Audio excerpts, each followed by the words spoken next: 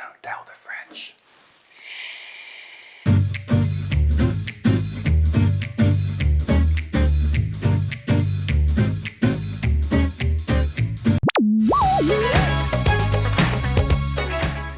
Hello and welcome to Boozy and the Beast, How to Drink Better. And as you can probably tell from the extremely high production values in our studio today, also known as Libby's living room, it is a special party edition. We are looking at New Year's Eve and more importantly, what you're going to be drinking. And as you can see, we've been doing a lot of the hard work for you.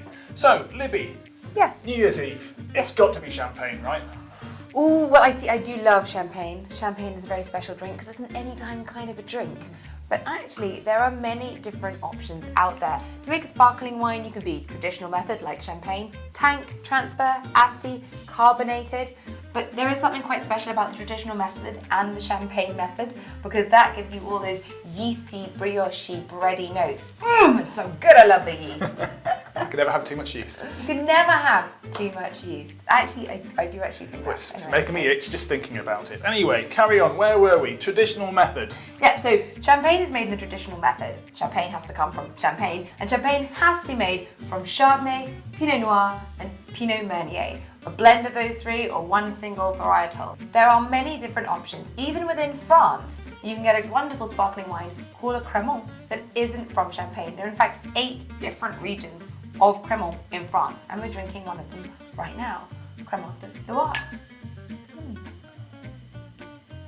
Now we'll go into this another time, but different regions of different countries are only allowed to plant certain grapes in the EU. So this is actually a sparkling wine, a Crémant made from Chenin Blanc.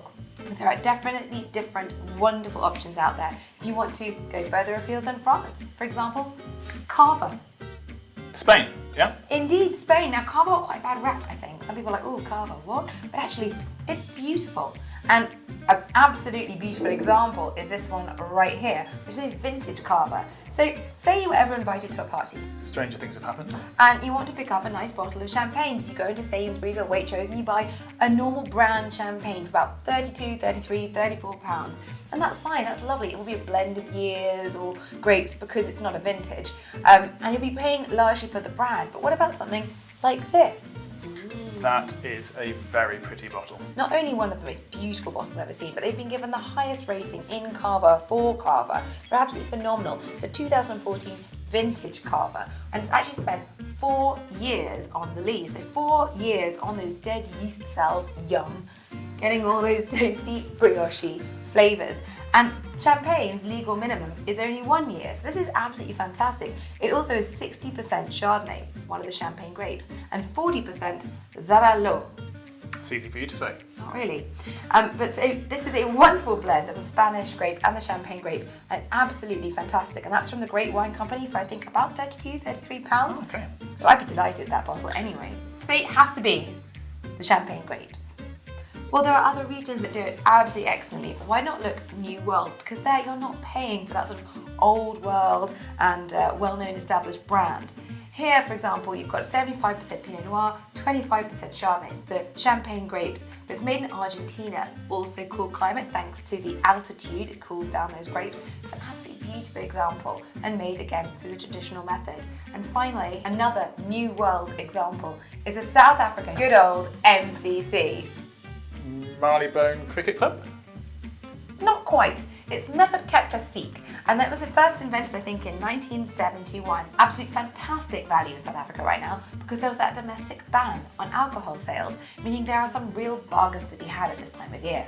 So we can make the most of global political turmoil to really improve our New Year's Eve experience. Think about as drinking to do good. Doing good.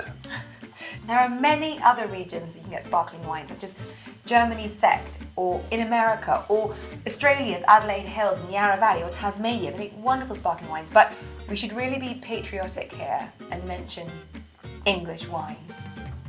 Okay. 2018 was a phenomenal vintage for English wine. Thank you, global warming. Unfortunately, that is correct. Climate change and our fantastic soils have meant that our wines are really, really smashing it at the moment. They're just getting better and better. And because we plant a lot of the champagne grapes, we make a lot of the excellent sparkling wine. In fact, Langham's, recently won Best Sparkling Wine in the World for their Blanc de Blanc. Don't tell the French. And their winemaker is only 24.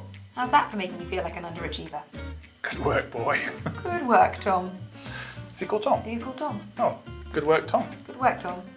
So you've given us some fantastic alternatives to champagne from France, Spain, Argentina, South Africa and England.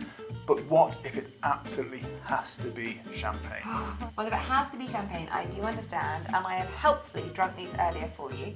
So you could get something like Cristal or Paul Roger. These are very well known, and everyone will recognise these labels and be pretty chuffed by them. However, I would strongly recommend, bang for your buck again, looking at a grower champagne. These are from the Champagne region. They're made with the champagne grapes, and they're made in the same method as all the other champagnes, the traditional method. But because they're, I guess, smaller winemakers, the underdog, and who doesn't mind supporting the underdog, you can get so much more bang for your buck. Either of these I got from the Wine Society, and in fact, I have to say Louis Boucher impressed me so much that I ordered a case for my family at Christmas. So what you're trying to say is, if you don't want to be a shower this New Year's Eve, be a grower, and your guests will definitely be impressed. Cheers.